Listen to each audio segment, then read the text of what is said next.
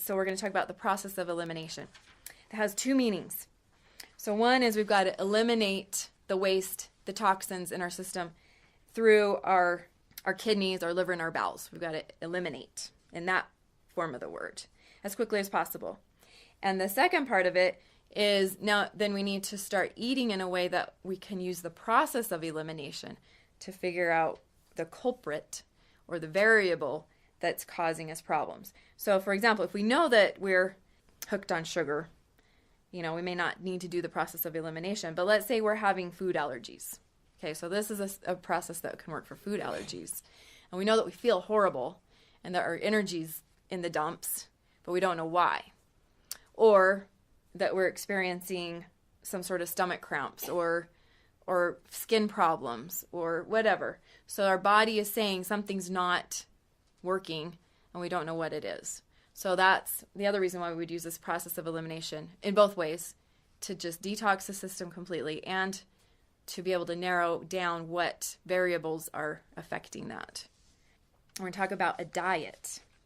In all this, I'm going to tell my story of how I learned a lot of these things. So I talked a little bit about this last week, how stimulants can be very addictive. And I didn't talk last week about my drug of choice.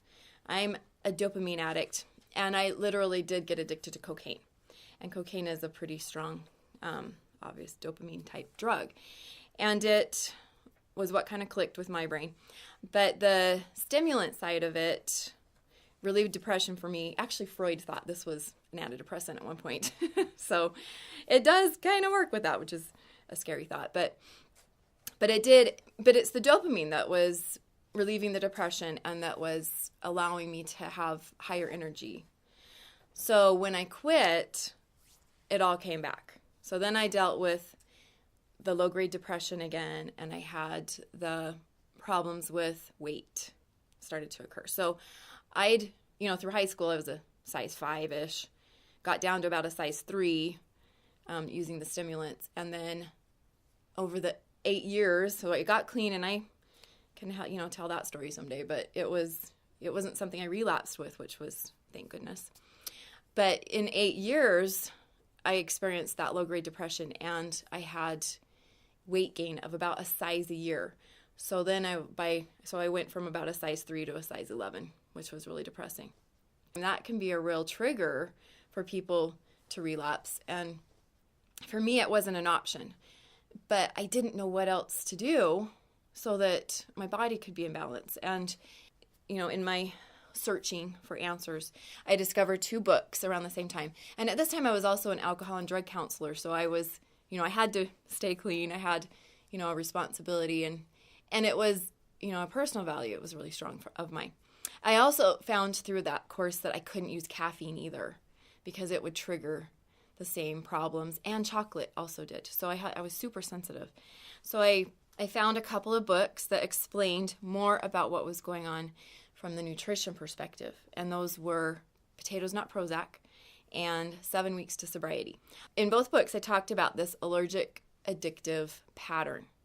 And so what I learned from that was that there's a type of alcoholism that is an allergic addicted alcoholism. And the same problem happens with food, is that, and I don't know why this is, but think about it. Whenever you get hooked on something, is it usually something that's good for you? Ever? Probably not. So I don't know. I'm like looking at that thinking, okay, it's not fair. But yeah, the things that we get hooked on are usually really bad for us. And so that was one of the discoveries in looking at the different types of alcoholism, is that you have a type of body type, I guess, that is really allergic to the alcohol, and then they get addicted to it at the same time. And so I think sometimes what happens is when our body goes into an allergic response, we release different chemicals and we get addicted to those or whatever. But it's Kathleen DeMasons who wrote Potatoes Not Prozac. She's the daughter of an alcoholic and recognized that even though she never drank, she had a lot of the same tendencies, as far as addictive potential or whatever, or addictive patterns that she'd seen in her dad. It's just she was doing it with food. So her pattern was with food instead of alcohol. And so she tells how important it was to identify those foods that we're allergic addicted to. And that one of the best ways to do that is to get off of all of it. And so kind of detox your body from all these things that, especially that you're drawn to. So I read that and I knew right off the bat, if I was addicted to any food, it was wheat. Because I worked right by a bakery, I think it was. It's the one on Main Street, but where they make the really good stuff. And and that was the thing I would look forward to every day in the afternoon. After lunch, I would go get my muffin. And it was like whole grain, it was one of those supposedly healthy bakeries. And so I felt pretty good about it. But then in the afternoon, I would go into a slump like no other, and I could hardly stay awake, and I just wanted to go home and take a nap. So I started to kind of think it was probably that it was that kind of reaction I was having to it. But I didn't know until I went off of it. And then I found out it really was. And that was the story she told, is that I think in her book, she talks about just going to a kind of a vegetable diet and then adding things in one at a time. And when she added, she had a big plate of pancakes one morning and knew instantly that was the problem. And so I found the same thing. So I went off of wheat and as best as I could and tried to, completely stay away from that. But it did help. My weight started to go down. So it started to go the opposite direction, which was good. And in the process, I also learned about Candida a little bit. And so we're going to talk more about that.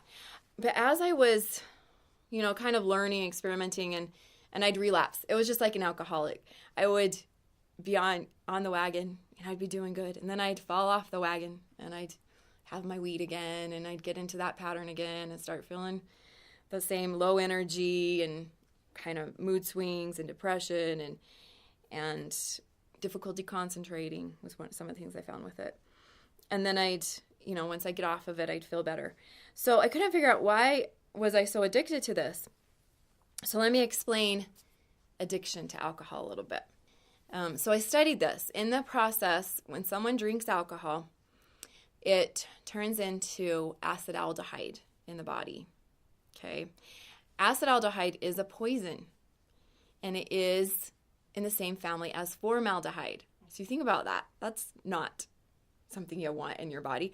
So the liver works really hard to turn that into acetic acid, which is like vinegar, and so then it just goes out your system in through your urine, and it's gone for the most part, except some of that acetaldehyde in some brains, and this was so interesting when I learned this, in some brains, some of that acetaldehyde combines with some other chemicals and creates a THIQ, a tetrahydroisoquinoline. Okay, so that's a big word. But they started studying these THIQs, and they would extract them, or they'd, get a THIQ solution and put it into rats. First of all, they'd put a rat in front of water and in front of alcohol, like as in vodka or something. And the rat would avoid that vodka. It wouldn't want nothing to do with it. In fact, if the water was all gone, it still wouldn't drink it. Wanted nothing to do with it. All right, then they injected that rat with some THIQ. And it would drink that vodka until it was gone. And they didn't want anything to do with the water. So it was just crazy how immediately it changed that brain system. And they find that it's highly addictive. It's like heroin as far as a chemical. So that's why some people, when they drink, become addicted very quickly and start into the alcoholic pattern. And they found that is that's kind of the basis of genetic alcoholism. So if the brain of dad does this, then his son probably also is going to have the same thing. So that's why it kind of carried through generations. So this process kind of explains why something like an acetaldehyde, which is a poison to the body, can become an addiction. And so that starts to make sense of this pattern, is that something else may be happening with those chemicals so that's helpful to understand. Okay, so let me tell you now back to my understanding of Candida. So let's think about, what is Candida? Are some of you familiar with that? Heard of it? Yeah. So it's a yeast in the body. Okay. Now this yeast it's just naturally occurring in the body. Most people will have some level of it, but in other people it starts to overcome the system. So there's an imbalance. So there's too much yeast. And in this, where there's too much yeast, it actually becomes a neurotoxin. So it's not a good thing to have too much of. It creates all kinds of problems. When people have localized candida, they have things like athlete's foot, and you get your yeast infections. That's called candidiasis or something like that. And you get thrush, which is where it's in your mouth, and it itches, and it's very uncomfortable, and so it's a miserable thing to experience. So when you have it in a localized place, that's what it is. But then some people, it will get through the intestinal wall. So it's supposed to be kind of sitting in the intestines, breaking things down or doing something there. But if it gets through the intestinal wall, then it starts to get into the bloodstream and becomes systemic. So systemic candida is where I think a lot of people start noticing problems, because it will get into the brain, okay, and it'll cause brain fog and different things. So let me read this, and this will help you understand, because I kind of knew that about it, but then as I was researching for the book, 10 Ways to Balance Your Brain Chemistry, this is the aha for me. Systemic yeast is not just multiplying in one area of the body, but is compromising many systems of the body, such as the digestive system, where we experience bloating and gas and constipation. It also drives sugar cravings, since yeast requires sugar to grow. So let's think about this for a minute. So yeast and sugar together, have you heard of that combination in other places? Is how you make beer. You make beer with yeast and sugar and grains. So yeast, sugar, and grains together do make bread, but they also make alcohol. So as it multiplies in the body and reaches various organs, it can cause malnutrition, chronic fatigue, and affect the immune system. The yeast also creates chemical compounds that are toxic to the body, including alcohols and aldehydes. So these chemicals enter the bloodstream and reach the brain, causing mental functioning to slow down, hence what is commonly known as brain fog. These poisons can also cause depression and mood swings. So it's basically the same thing. And so when this author was talking about how food was a lot like alcohol, it's literally, that's kind of what's going on in some bodies. And I think the key there is whether the yeast is in an imbalance or not. So when you've got too much yeast and it's systemic, you're going to have more of that going on, that basically you're manufacturing alcohol and aldehydes with it. So we're going to talk a little bit more about the cleanse products. When I got my ionic foot bath, I could see foam on the top of all this residue and stuff that is your body is releasing, I guess. And the person doing it says, "Oh, that's candida, and you've got quite a bit." And so I thought, well, everything I've done to try, everything I've tried is still not resolving it completely. But I did feel the difference after that.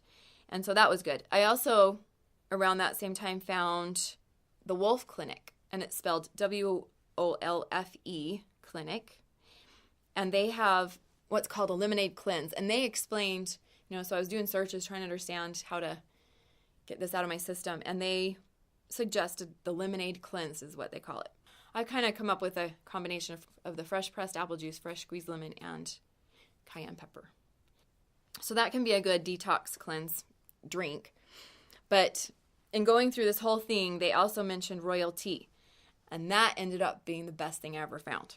So I will show you that. It is made of persimmon leaves, malva leaves, holy thistle, and marshmallow leaves.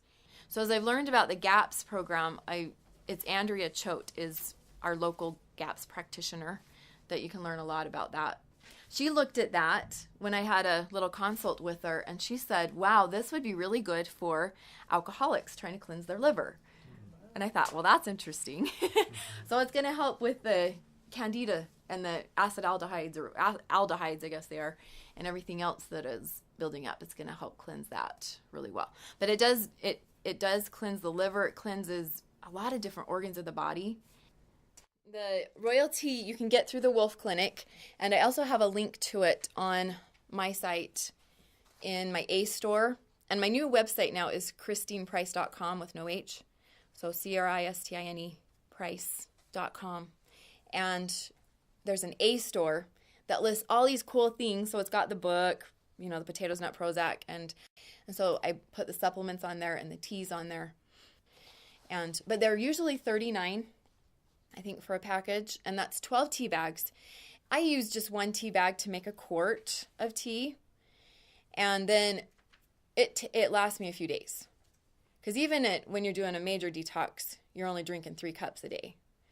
So at least a tea bag will last more than a day or two usually.